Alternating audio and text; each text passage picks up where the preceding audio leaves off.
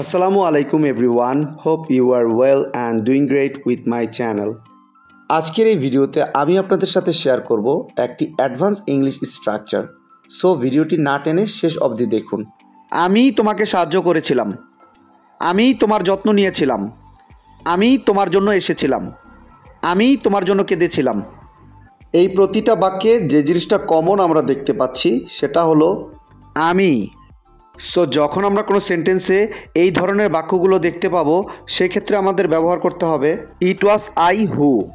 এই টাইপের বাক্যগুলোকে ইংলিশে বলতে হলে সেন্টেন্স স্ট্রাকচারটি হবে ইট ওয়াজ আই হু প্লাস ভার্বের পাস্ট ফর্ম প্লাস অবজেক্ট। চলুন তাহলে এই স্ট্রাকচারটি দিয়ে এক্সাম্পলগুলি দেখা যাক। আমি তোমাকে সাহায্য করেছিলাম। It was I who helped you. It was I who helped you. আমি তোমার যত্ন নিয়েছিলাম। It was I who took care of you.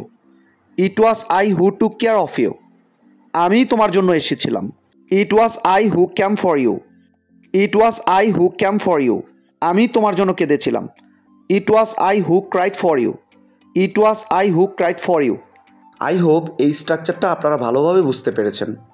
Now it's your turn. আমি এটা বলেছিলাম। আমি এটা বলেছিলাম। এই বাক্যটি ইংলিশে কি হবে আপনারা কমেন্টে লিখে জানাবেন।